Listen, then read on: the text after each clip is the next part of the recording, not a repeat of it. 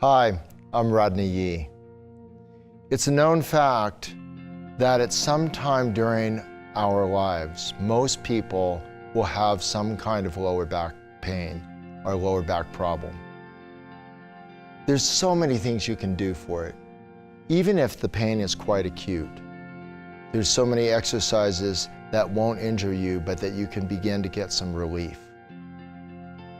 Now, whether you're sitting in a chair or you're sitting on a pillow like I am, a bolster, feel like you can sit evenly between right and left sitting bones. And that little movement that you're doing right now, even that creates a little bit of circulation in the lower back.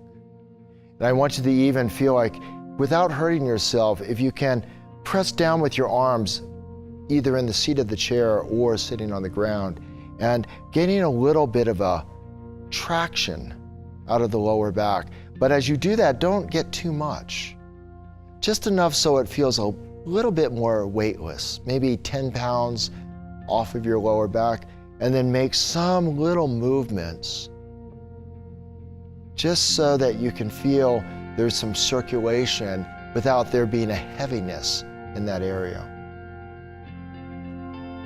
Now, if there's a lot of difficulty in the back, you want to get yourself to the ground and you want to start in constructive rest, where your legs are bent so your legs aren't pulling on the spine. And the back is quite supported by the ground. And it's nice here to even make small movements with the knees. Again, this small little movement creates circulation. The ground, being on the ground by your, and the gravity pushing this way, gives you a little bit of traction. And that's why a lot of times doctors tell you to rest on your back for a while if you're having severe back pain, because there's a little traction to the spine just by lying on the ground. But you don't want to just sit there. You want to feel like, maybe little movements of my legs can create some massage and some circulation. If you can, get a strap or a towel. And as you lie on your back, bend one knee towards your chest and place the strap around the foot. Now, you don't want to have a tug of war. So you want to use an ample length strap or towel so that you can easily straighten the leg. And this begins to open up all these muscles of the back of the leg that tend to pull the pelvis more tucked. So as they open up and you can relax your back on the ground, this just begins to ease the muscles that usually tug on the back. If you can, without pain, extend the bottom leg. This accentuates the opening of the top leg hamstrings. Now again, this is not a tug of war. It's to slowly release the tension of the back of the leg. So if you pull too hard, a lot of times that actually creates more tension. So it should actually feel easy.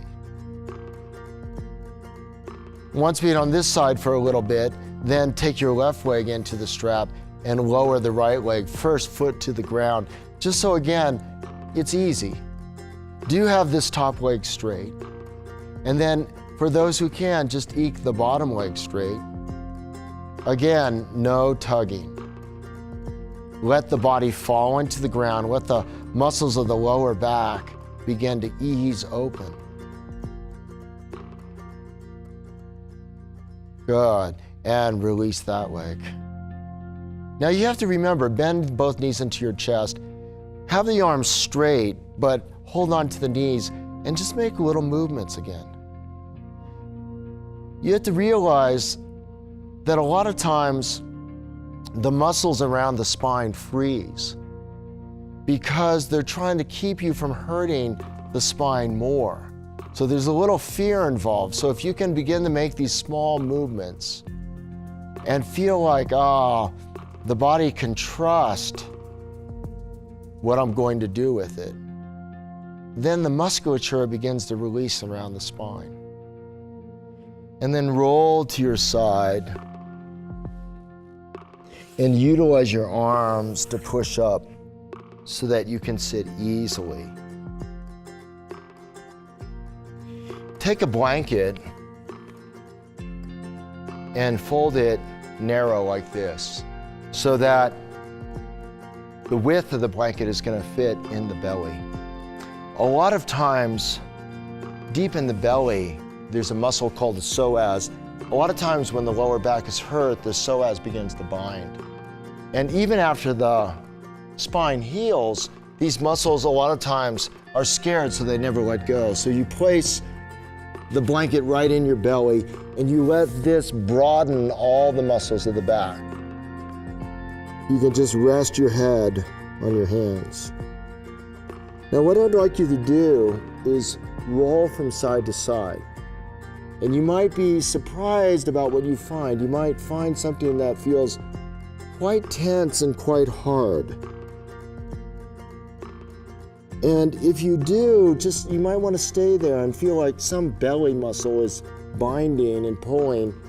And I'm just going to inquire and be curious about the tightness. And then taking your hands by your chest, as you have the broad back and the released belly, begin to pull into a baby cobra. So you come into the natural curves of the lower back with support of the belly, and then lay back down. And then again, rolling around a little bit, trying to find any tension inside the belly. And then from that freedom, elongate the legs, pull the chin and the chest forward, and play. Don't go into pain, but play with easing open the bindings. And then back down. And take a couple of moments with your other hand on top to feel the investigation of the belly bolster. And then use your hands to push back into all fours.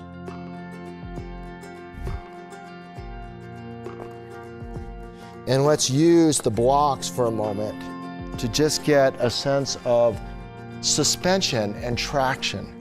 So as I use the blocks here, I just lift a little bit of weight, but I let my pelvis and my legs hang. You don't have to push much, but then you can sit back down and then lift up and sit back down.